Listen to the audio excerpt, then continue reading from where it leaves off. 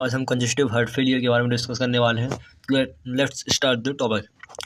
Definition की बात करें तो ये क्या होते हैं, तो congestive heart failure it is a physiological state in which heart is incapable to pump blood according to metabolic needs. इसमें क्या होता है, जो हार्ट फेलियर होता है, जो यही होती है फिजियोलॉजिकल स्टेट होती है, जिसमें क्या होता है, इनकेपेबल होता है पंप करने में क्या ब्लड, है ना। जो हार्ट होता है वो blood according to metabolic needs के अकॉर्डिंग क्या हो जाता है, पंप नहीं कर पाता है, जिसको अपन क्या बोलते हैं, हार्ट फेलियर बोलते हैं, है ना। Heart failure is not a disease but group of manifestation in which inadequate pump performance of heart that leads to pulmonary and systemic congestion, है ना। नेक्स्ट आता है अपना थोड़ा सा एनाटॉमी ऑफ हार्ट, है ना। हार्ट फेलियर की मतलब थोड़ा सा एनाटॉमी के बारे में अपन जान लेते हैं। इसमें क्या क्या होता है, तो ये होता है राइट वेंट्रिकल, राइट एट्रियम, ये अपना राइट वेंट्रिकल हो गया, ये लेफ्ट एट्रियम हो गया एंड ये लेफ्ट वेंट्रिकल हो गया, है ना। ये हो गया अपना सेप्टम, जो हमारे राइट वेंट्रिकल राइट एट्रियम के बीच से गुजरता है ना, जो दो भागों में डिवाइड करता है ना। एंड नेक्स्ट अपना आता है, ये हो गया अपना पल्मोनरी, नहीं, ये हो गया आर्टरी, हो गई एओर्टा हो गया, और हो गया पल्मोनरी वेन, और ये हो गया inferior vena cava, right. So next चलते हैं अपन कॉजेस में। तो कॉजेस क्या क्या हो सकते हैं हार्ट फेलियर के, तो फर्स्ट कॉजेज आता है abnormal loading conduction during preload, है ना। एबनॉर्मल लोडिंग हो जाए, किसके थ्रू हो सकती है, तो आर्टीरियल सेप्टल डिफेक्ट, मतलब जो सेप्टल अपने देखा है ना, ये जो सेप्टल अपने देखा, ये क्या होगा, एबनॉर्मल हो जाए, है ना। तो उसके कारण क्या होगा, आर्टीरियल सेप्टल डिफेक्ट हो जाए, तो उसके कारण क्या होगा, हार्ट फेलियर के चांसेस हो सकते हैं, है ना। कंजेनाइटल डिफेक्ट हो सकता है, मतलब कंजेनाइटल मतलब ड्यूरिंग बर्थ, है ना, मतलब बर्थ के साथ जो डिफेक्ट होगा वही ऊपर अपना होता है कंजेनाइटल डिफेक्ट, है ना। सॉरी, ड्यूरिंग बर्थ नहीं। हाइपरवोलेमिया के अकॉर्डिंग क्या होता है, हाइपरवोलेमिया क्या होता है, ब्लड लेवल बढ़ जाए या हाइपर ब्लड का वॉल्यूम क्या हो जाए, ज़्यादा हो जाता है, तब ये क्या हो सकता है, ये हार्ट फेलियर के चांसेस हो सकते हैं। पल्मोनरी वॉल्व स्टेनोसिस, है ना, mitral valve stenosis, pulmonary valve और मिट्रल वॉल्व स्टेनोसिस के कारण क्या हो सकता है, हार्ट फेलियर के चांसेस हो सकते हैं। ड्यूरिंग आफ्टर, सेकंड क्या आता है, ड्यूरिंग आफ्टर लोड, मतलब ये क्या आता है, प्री लोड, है ना। फिर ड्यूरिंग आफ्टर लोड के बाद क्या क्या हो सकता है, तो एओर्टिक वॉल्व स्टेनोसिस हो सकता है, वेंट्रिकल सेप्टल डिफेक्ट हो सकता है, कोरोनरी थ्रोम्बोसिस हो सकता है। कोरोनरी थ्रोम्बोसिस मतलब कोरोनरी आर्टरीज में क्या हो जाए, थ्रोम्बोसिस हो जाए, है ना, प्लेटलेट वो हो जाए, प्लेटलेट क्या हो जाए, जम जाए या क्या हो जाए, ब्लॉक हो जाए कोरोनरी आर्टरीज, तो उसके कारण क्या होता है, हार्ट फेलियर हो सकता है। Size and thickness of ventricles और के साइज बढ़ जाए, है ना, फैट के कारण या थिक हो जाए, तो उसके कारण क्या हो सकता है, हार्ट फेलियर के चांसेस हो सकते हैं। थर्ड अपन आता है एबनॉर्मल मसल्स फंक्शन, मायोकार्डाइटिस मतलब इन्फ्लेमेशन ऑफ मायोकार्डियम लेयर, है ना। कार्डियोमायोपैथी, पेरिकार्डाइटिस मतलब inflammation of pericardium. Next other अगर कॉजेज की अगर बात करें, तो इनकी फिजिकल एंड इमोशनल स्ट्रेस और फिजिकल स्ट्रेस अगर बढ़ जाता है, तब भी क्या हो सकता है, हार्ट फेलियर के चांसेस होते हैं। डिसरिथमिया, है ना, टैकीकार्डिया एग्जांपल में डिसरिथमिया की बात करें तो डिफिकल्टी ऑफ ब्रीथिंग, है ना, टैकीकार्डिया हो सकता है, ब्रेडिकार्डिया हो सकता है ना, सांस बढ़ जाना, टैकीकार्डिया, ब्रेडिकार्डिया सांस का कम हो जाना, है ना, ब्रेडिकार्डिया। नेक्स्ट अपना आता है मतलब इसमें रेस्पिरेशन बढ़ जाता है और इसमें रेस्पिरेशन कम हो जाता है। नेक्स्ट अपना आता है एनीमिया की कंडीशन में भी क्या हो सकता है, जो हार्ट फेलियर के चांसेस बन सकते हैं। प्रेगनेंसी, है ना, थायराइड डिसऑर्डर्स और हाइपरवोलेमिया, जो अपन पढ़ चुके हैं, हाइपरवोलेमिया, ये थे अपने कॉजेस। नेक्स्ट अपना आता है रिस्क फैक्टर कौन कौन से हो सकते हैं, तो थोड़ा सा शॉर्ट ट्रिक्स के अपन जान लेते हैं। तो हार्ट फेलियर की अगर बात करें, तो इसमें साइन सिम्टम रिस्क फैक्टर हो सकते हैं अपने फेलियर की बात है, तो एफ फॉर साइन सिम्टम्स की बात है, तो एफ फॉर फॉरगेट मेडिकेशन, है ना, anaemia and arrhythmia, stomach infection, life style, L for life style, U for upgrading of thyroxine, है ना, थायरोक्सिन का बढ़ जाना, R for renal failure and E for embolism. Next अपना था पैथोफिजियोलॉजी। अब पैथोफिजियोलॉजी की बात करें तो अब ये क्या कौन कौन कैसे कैसे हार्ट फेलियर होता है। चलो now we discuss about the pathophysiology of the heart failure.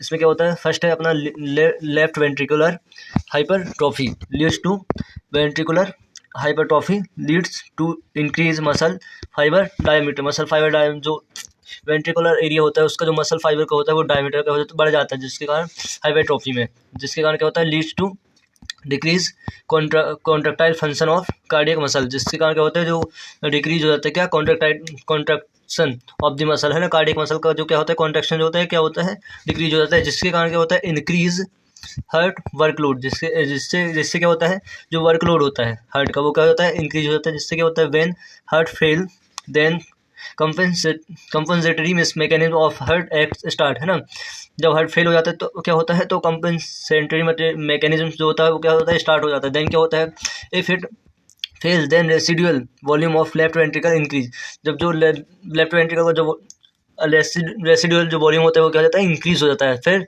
Leeds to decrease receiving capacity of heart, तो क्या होता है, रिसीविंग कैपेसिटी होती है वो हार्ट की क्या हो जाती है, डिक्रीज हो जाता है, जिससे क्या होता है, effect show on left arm, जिससे क्या होता है, लेफ्ट आर्म में इफेक्ट शो होने लगते हैं, then leads to pulmonary oedema, इससे क्या होता है, पल्मोनरी एडिमा मतलब जो लंग्स होते हैं उसमें क्या हो जाता है, एडिमा हो जाता है, जिससे leads to pressure increase on right ventricle, जिससे क्या होता है, जो प्रेशर जो होता है वो राइट वेंट्रिकल में क्या हो जाता है, इंक्रीज होता है, जिससे राइट वेंट्रिकल फेल हो जाता है, राइट वेंट्रिकल फेल हो जाएगा तो पंप ही नहीं होगा ब्लड, जिससे क्या होता है, सिस्टम में कंजेशन होता है ना।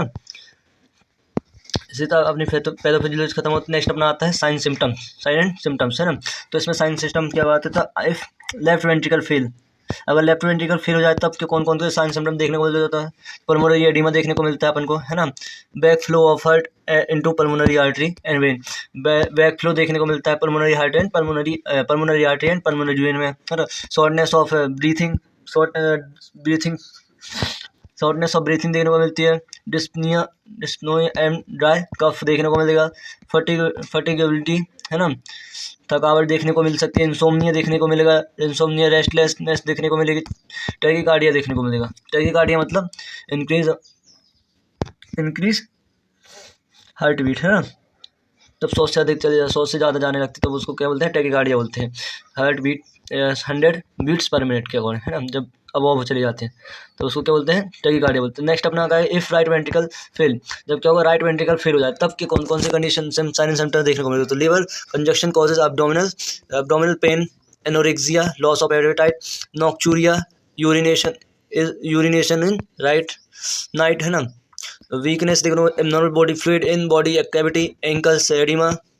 अदर्स में क्या है साइन सिम्टम्स में, तो इंक्रीज पल्स रेट, टैकीकार्डिया जैसे अपन बोल सकते हैं, इंक्रीज पल्स रेट, कार्डियो मेगली मतलब एनलार्जमेंट ऑफ हार्ट, कार्डियो मेगली मतलब enlargement of heart, pulse alteration pulse make a sound है ना। डायग्नोस्टिक एवोल्यूशन की बात करें तो इसमें क्या क्या किस तरीके से अपन आइडेंटिफाई कर सकते हैं, तो डायग्नोस्टिक एवोल्यूशन ईसीजी के थ्रू अपन क्या देखेंगे, तो क्यूआरएस जो वेव सेगमेंट होगा या वेव होगी वो क्या होगी, लार्ज हो जाएगी, ठीक है, क्यूआरएस लार्ज हो जाएगा, इससे क्या होगा, अपन को ये पता आइडेंटिफाई कर सकते हैं कि हार्ट फेलियर के चांसेस है। चेस्ट एक्सरे में क्या देखेंगे, कार्डियोमेगली अपन को देखने को मिल सकती है, एनलार्जमेंट ऑफ हार्ट है ना, लिवर एंजाइम टेस्ट करेंगे अपन, इकोकार्डियोग्राफी करेंगे है ना, एबीजी एनालिसिस के थ्रू अपन क्या कर सकते हैं, डायग्नोस्टिक एवोल्यूशन देख सकते हैं। कॉम्प्लिकेशन की बात है तो क्या क्या कॉम्प्लिकेशन होते हैं, तो heart arrest, cardiac arrest myocardial failure है ना, कार्डियक एरिथमियास। नेक्स्ट अपन आता है मेडिकल मैनेजमेंट क्या है, फर्स्ट अपन देंगे डायोटिक्स के एग्जांपल अगर देखते हैं, frusemide and thiazide, positive atropy agent. Next second क्या आता है, पॉजिटिव एट्रोपी एजेंट, ये क्या कहते हैं, इंक्रीज इफेक्टिवली हार्ट एबिलिटी है, हार्ट एबिलिटी को क्या कहते हैं, इंक्रीज करते हैं। अगर एग्जाम की बात है तो पॉजिटिव एट्रोपिक एजेंट के एग्जाम्पल है तो फर्स्ट है क्या आंसर, डाइगोजिन एंड डोपामाइन। नेक्स्ट अपना आता है वेसोडाइलेटर में अपन क्या कर सकते हैं, नाइट्रेट दे सकते हैं है ना। एसी इन्वर्टर्स में एग्जांपल देखें तो ये क्या, कैप्टोप्रिल एंड एनेलोप्रिल है ना। कैप्टोप्रिल कितनी 15 to 25 mg TDS मतलब 3 टाइम है ना, और एनेलोप्रिल। नेक्स्ट आता है अपना सर्जिकल मैनेजमेंट क्या कर सकते हैं, तो अपन हार्ट ट्रांसप्लांटेशन कर सकते हैं, सिर्फ एक ही ऑप्शन है ना, और कुछ नहीं कर सकते सर्जिकल मैनेजमेंट में। हार्ट ट्रांसप्लांटेशन मतलब